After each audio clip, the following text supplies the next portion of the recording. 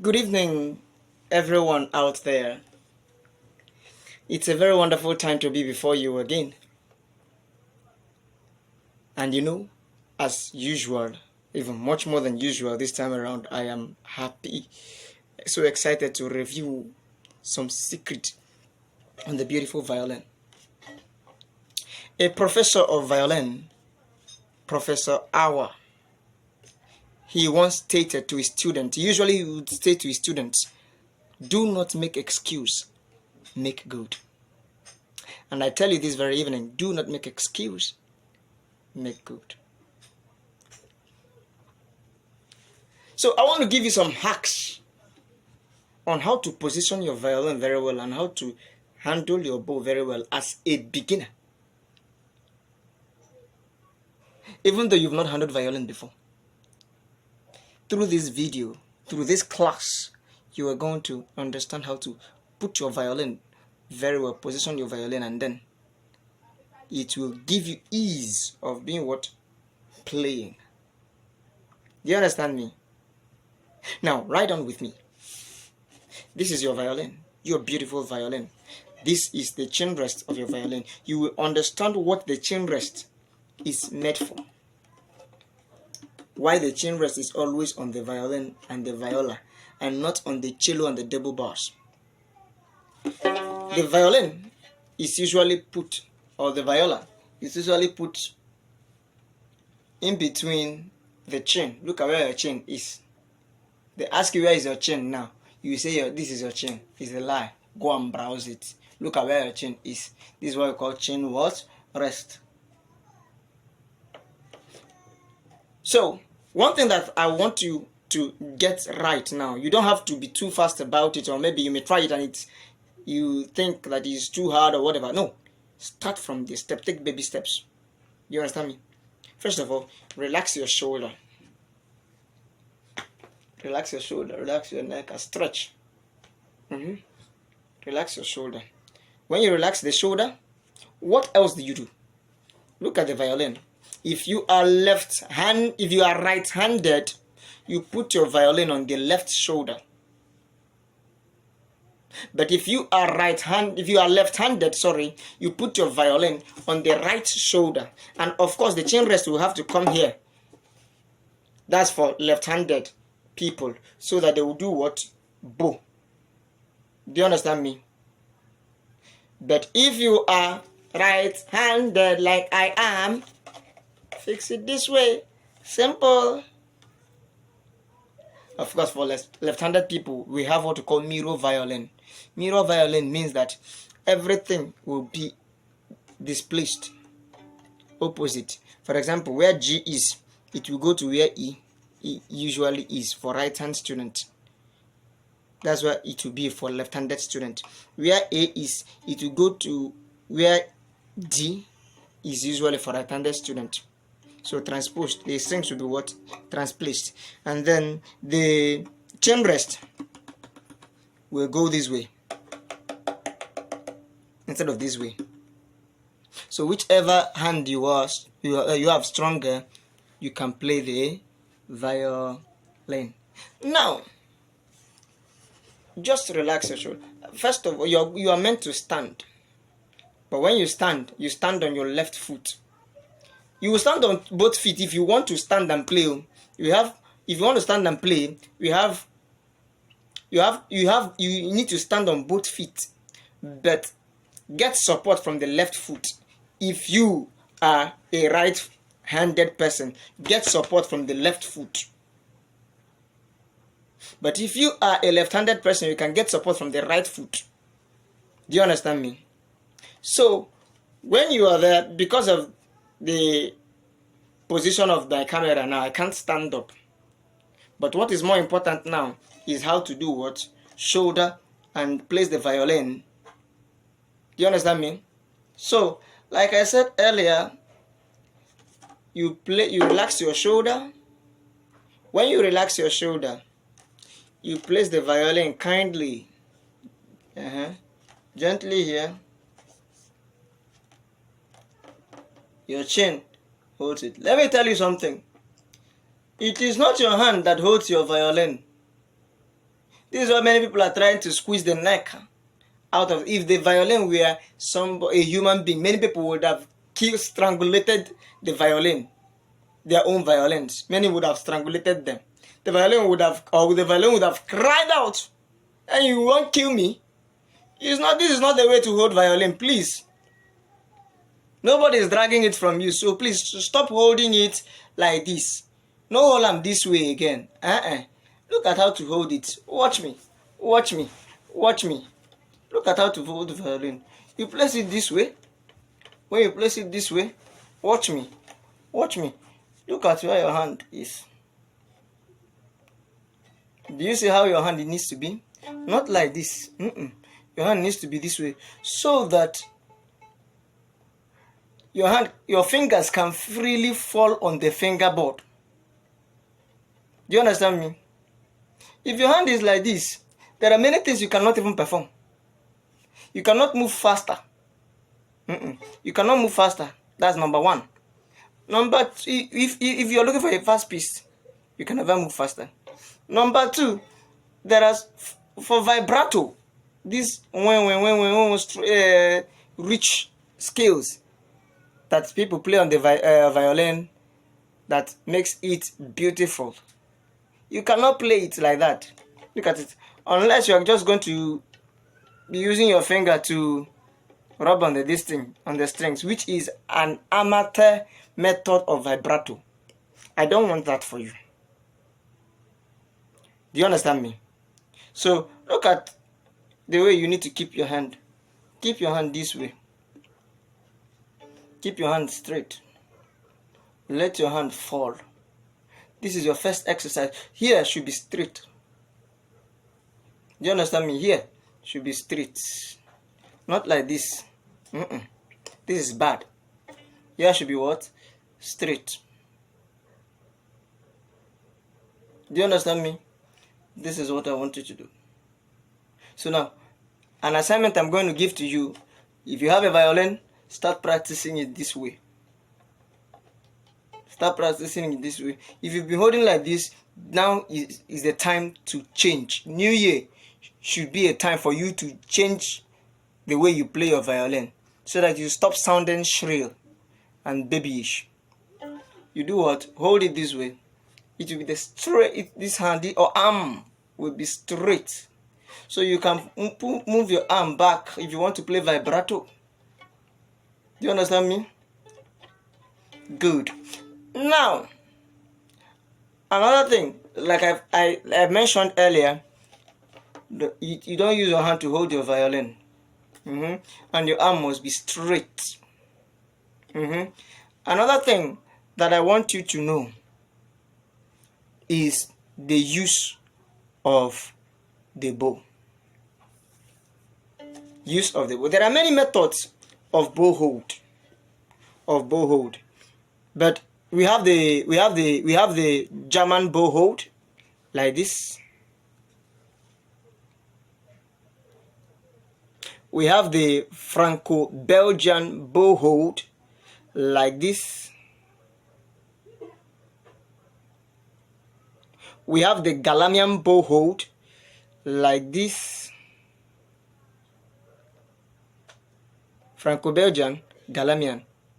And then we have the Russian, like this. However, I don't want to disturb you with these 4 different types of bow hold. This is not for your grade for now. Look at what you need to do. I just want to teach you a simple hack. Look at it. Look at where your bow, your finger, your thumb. The important things, important places that the important parts of your hand that need to hold the bow very well at the major points are your thumb. Here. And your middle finger. So do like this. Do like this. Do like this. You need it very well. Do you understand me? You need it what? Very well. So when you put your thumb here, you lock it with your finger, and then this hand goes like this, goes down. For people who lick soup in Nigeria, they use their hand to do what? So that motion of hand that you use to lick soup from the pot, soup that is sweet, you do it that motion of the hand. And then this little finger just stays here. Watch me. Watch me. If you're right-handed, when you're taking your bow, you fix your bow here. You fix your thumb here. You lock it with your middle finger. You let this index finger lie. Then you keep this. It will help you. This is a simple hack on how to do what? Hold the bow. It is more or less a Franco-Belgian bow hold. And it's popular. More popular than Russian or German. Or even Galamian. Now, watch this. Hear what I play.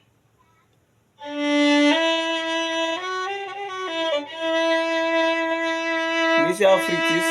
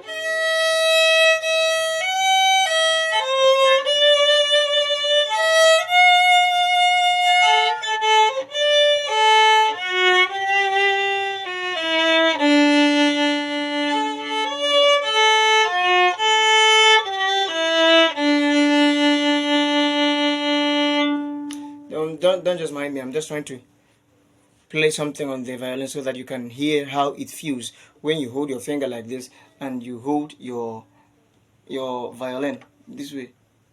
When you hold your bow this way and you hold your violin this way. Now, another thing I want you to learn is that when you are playing your violin, please don't apply pressure on the bow. It depends. If not, it's going to make a scratchy sound, number one. Number one, it's going to make a scratchy sound. Number two, you cannot easily shift your bow. You cannot easily shift. For example, now, look at how I'm holding my bow. Do you see? Can you hear the crossing of strings? But look at it. You need to allow this bow just to glide. The production of sound is not by the amount of pressure you apply on the bow, on the string. No. Violin is baby. Remember. So, what am I trying to say is that you allow it light. But how then do you allow it? Like, since your arm's weight is relying on the bow, what do you do? Watch me. Watch me. Whenever you want to play, watch my hand. You do what? You arc. When you arc, your shoulder here is not moving with you. Make sure your shoulder what? Here. Or at least.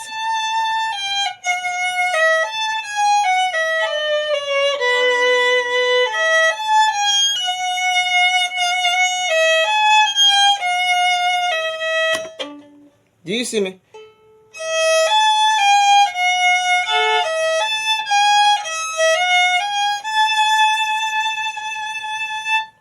So it will give you that sustain-like feeling when you're playing your violin. Okay, now, for example, now, if you're eating soup, normally as a Nigerian, you will not allow the one that you've already eaten, the chewables that you've already chewed to get swallowed before you carry another soup or you carry another, even if it is rice. Normally, you do what? While you are chewing that one, you carry another one. So before you swallow this one is already handy to eat. Do you understand me? That's still the way it is in violin. Violin, you don't have to stop when you don't intend to stop. For example, now you're playing.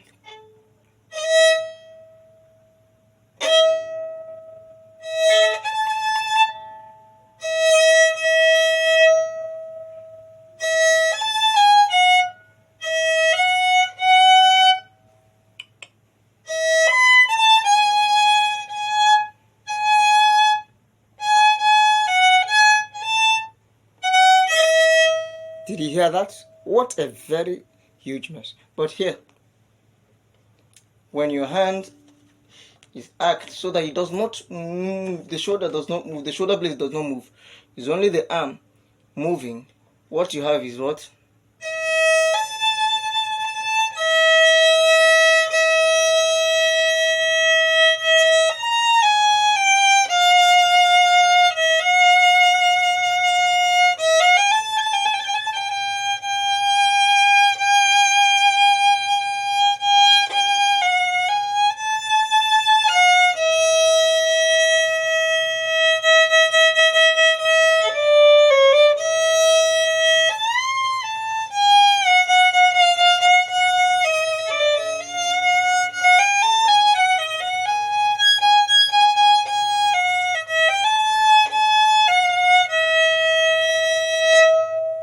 So another thing that you need to understand is that whenever you are pinning, please pin it tight.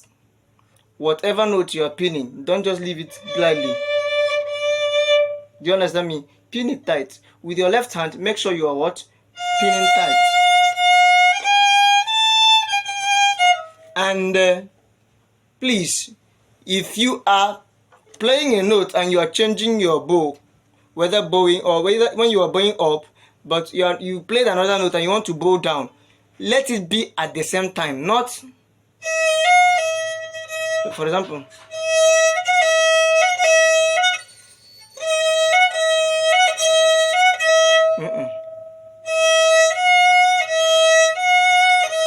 this is the right one.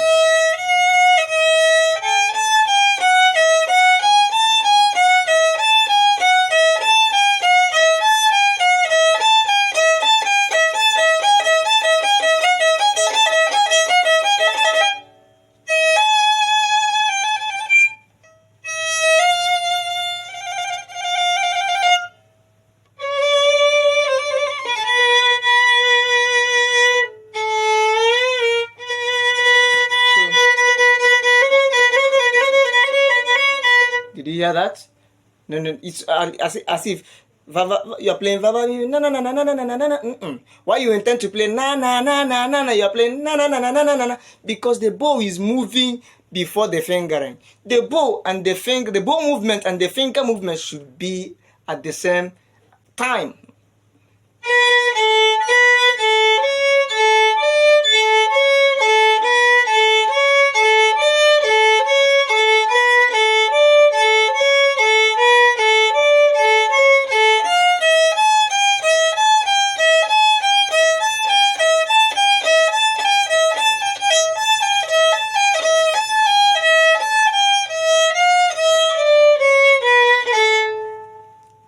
Do you understand me? Now, I've told you these lessons. Remember, you place it beneath your chin and your shoulder. It is your chin that pins it down on your shoulder. This, your hand is let free. And your arm should be straight. Your arm should be straight. Your left arm should be straight. Or the arm fingering should be what? Straight. Do you understand me? So, the thumb should be at this position of the bow.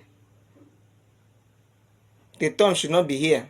It should not be at the pad. It should be between the pad and what? The frog. So you do what? You lock it with your middle finger. And then the index finger lies down as though you are licking soup. And then this other one goes here, the fourth finger, and then the fifth finger, the little finger, just stays here. It will help it push the bow. You don't use it like this. Please don't. This is not Ken. Please, It is not Cain and Abel. It is not Cain. Don't use it. Don't hold it this way. It is not Cain. Hold it this way.